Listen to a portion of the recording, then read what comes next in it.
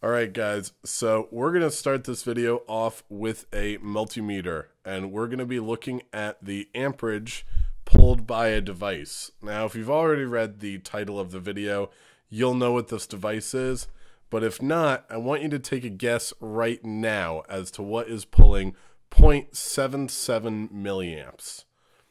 You have your guess in? All right, well, I guarantee you are probably wrong because it's a little ESP8266.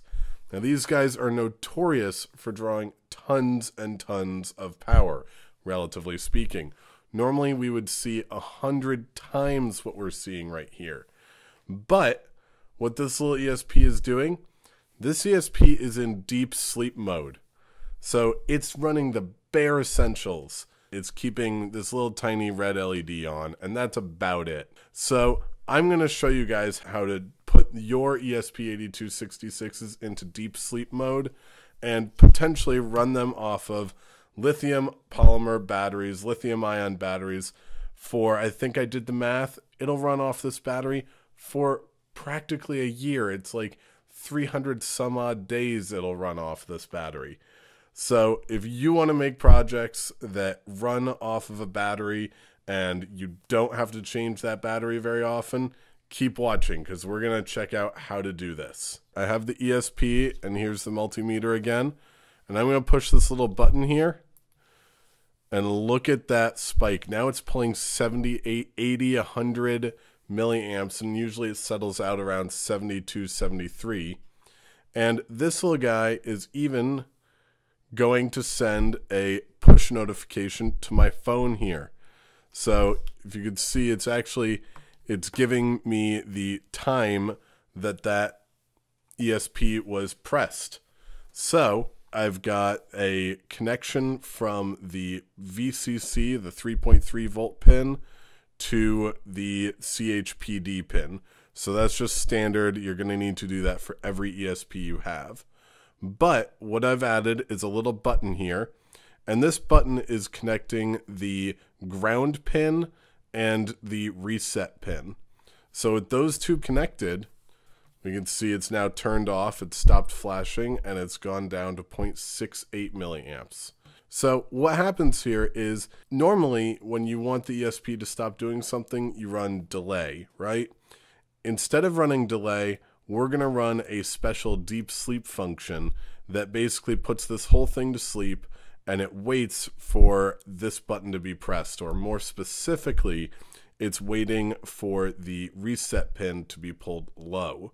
So that could be from a button, it could be from some other external source, but the point is it's waiting for reset to be pulled low, and the moment I push it, it spikes back up and the whole thing turns back on. My idea for this is that you could put one of these in your mailbox with a little trip switch, a little switch of some sort to detect when your mailbox is opened and closed. So now that we kind of see some of the hardware, let's jump over to the code and see how that all works. All right, so here is the code. We're going to go over this. Don't worry. I know it looks kind of big, but it's pretty simple. So up at the top, we're importing some libraries. So the two ones that you may not have are the ESP helper. So that's the library I've written that just helps with Wi-Fi connectivity over the air, all that stuff. If you haven't seen my videos on it, go check it out right now. And somebody else, I forget the name of who, but I will look it up and put it on screen. One of you guys made this library, I believe, called ESP Prowl. So ESP Prowl is really cool. It's what lets you do the push notifications. So in this demo, I had it push notifications to my phone, and that's all happening through ESP Prowl. So that's pretty cool.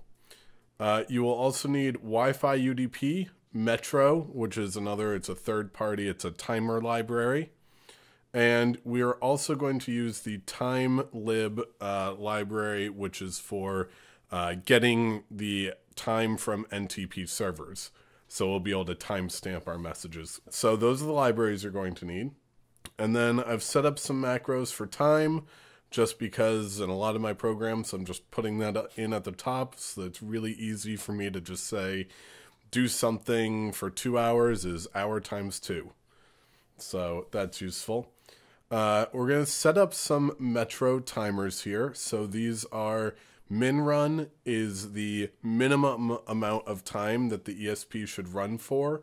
So rather than just doing its job, sending the push notification and turning off, I found that doing something like that is kind of annoying, because if I want to have over-the-air updates, I want to be able to upload a new piece of software, you want it to be running for more than just a couple seconds. So this runs for a minimum of 1 minute and a maximum of 5 minutes. And then we're going to set up some time variables. So this is the time server we're going to use. So my time zone is -5. You can adjust this according to your time zone. Create an instance of the UDP object. The local port to listen for UDP packets will be on 8888, and we're going to set up some functions here. And now we're going to set up my ESP, so that's the ESP helper library. And then I have 2 variables here, one that keeps track of whether I've initialized everything, and one that keeps track of whether I've completed the task for this program. Setup is pretty simple. We're going to set up some of the ESP helper stuff. Again, if you haven't seen any of this looks new to you, go check out my videos on ESP helper and you'll understand what all of this code is. And then we set up some of the UDPs for the time sync. And ESP Prowl is, again, it's the push service for the Prowl app. Unfortunately, I think the Prowl app is a pay-for app. I don't believe it's free, but I don't think it's that much. Maybe at most like $5 or something. I know that's kind of annoying for an app, you know, where everything is free or 99 cents these days, but it's really useful and lets you receive push notifications from basically anywhere. So then in Loop, actually before we go into Loop, I'm going to go and just skim over some of this stuff down here. This is a little function that I made that basically you put in a character array and you tell it how long it is, and we're basically generating a timestamp here. So this creates hour, minute, second, and then month, day, year, and puts it all into the array. The rest of the stuff down here sets up the NTP time server. So set up NTP, we just delay a little bit, just let things, make sure the network's all happy. Start the UDP, set the sync provider, and then we're going to set our sync interval. I believe that's every 300 seconds, so 5 minutes or so. And then these functions, I just pulled them straight from the NTP library, one of the basic setup examples. It just connects to the time server. So this is all just NTP setup. You really don't have to worry about it. Somebody else, not even me, somebody even smarter than me has tested this out. So coming back to Loop, first thing we always do, we check my ESP to make sure we have full connection. And once we have full connection, this is where sort of the initialization comes. So in setup, we started our UDP and we set the sync provider and we set the interval. But in here, we're not guaranteed to have full connection to the time server by the time setup finishes. It just means that we've started all of our services, but we might not actually have that connection yet. So in here, we're going to wait a little bit, again, make sure our network is all happy. And then we're going to run setup NTP. And if our time status, so time status is a function that just returns whether or not time has been set. If it's, as long as it's not equal to time set, we're going to set init to true. So then we come down here and we have, if we're not done and the initialization is done, then we're going to create a character array. Actually, before I go into this, I'm just going to say that this code is probably not the cleanest way to do a whole bunch of string concatenation and everything, but it's the way I did it in this demo, so that's the way it is, but you're more than welcome to make this look prettier. So I create a character array with a size of 30, and that will just hold the raw timestamp. And so I create my time string from that array. And then this new string I'm creating here is my publish string. And this will say mailbox was opened at, and then I concatenate the mailbox opened at with my timestamp. I know, it's not pretty. Lastly, I create a new message, or a new character array called message, and I convert my pub string, what I created up here, into a character array and put it into message.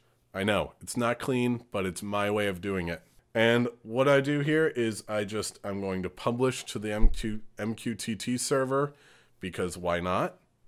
And then I push using ESP Prowl, and this sends the message to my phone through a push notification. And the last thing I do, I just set done to true, and that's really all this program does. After that, at the bottom here, we have if minimum check, so basically have we run for at least a minute, and we're done, then we're going to send the ESP to sleep. Or if we've run for 5 minutes and we're not done, then go to sleep as well, because I just don't want to run forever. If it hasn't worked in 5 minutes, it's not going to work. So all we're doing in there is we're calling esp.deepsleep. So deep sleep will just send the ESP into the super low power mode. So I have 0 here. A moment ago I had 5,000. I know, magic of editing. And so 0 basically says sleep indefinitely, and sleep indefinitely until the reset line is low. So this will basically just sleep forever, which is kind of what I want. Now, there is another way to put the ESP into deep sleep. So let's say we wanted to sleep for 5 seconds, for 5,000 milliseconds. We can put 5,000 in here, and it can wake itself up. The one thing that I actually noticed about this, and I didn't notice it until I just started filming this, is that if you put it to sleep for a specified amount of time, first of all, in order to accomplish that, you actually have to connect, I believe it's pin 16 to reset. Once you have that connected, then pin 16 will trigger that automatic wake up. So you can do this for a certain amount of time as long as you have pin 16 connected to reset, which is what will wake up the ESP after that amount of time has elapsed. The one thing that I noticed that was weird but makes sense is that when you have it running on this sort of time-based rather than external interrupt, more of the chip has to be running. So more of the ESP here has to be alive, and therefore it uses more power. And it actually uses significantly more power. In fact, if you look at the screen here, this is an ESP that is set to use the time instead of an external interrupt like this one here was. You can see it's using so much more power, whereas this is using 11.7. So it's using way, way, way more. And as a result, you get a lot less battery life. So if you can make your project work with an external interrupt, so something, like a button or some other way of triggering it, versus internally having it run off of pin 16, then you can have your battery last a lot longer.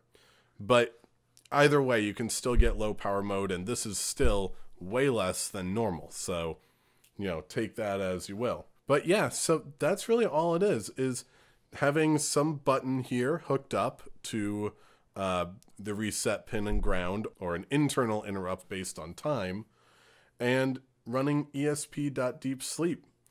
Now, this wake RF default that I haven't talked about yet, basically that's just saying how the ESP will wake up and what the status of the Wi-Fi antennas will be.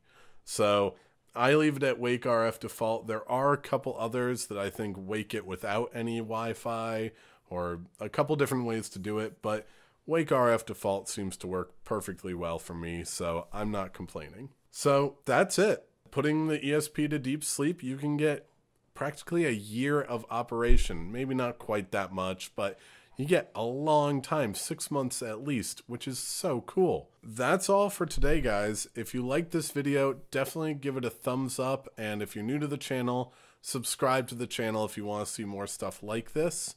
If you're feeling really good today and you really like these videos, you can always go to my Patreon and toss in $1 or $2. It doesn't matter how much, it all helps out the channel. So if you want to do that, go to patreon.com/itkindofworks and toss me $1. I swear it goes to making better videos for you guys. All right, that's it for today. I will see you guys later.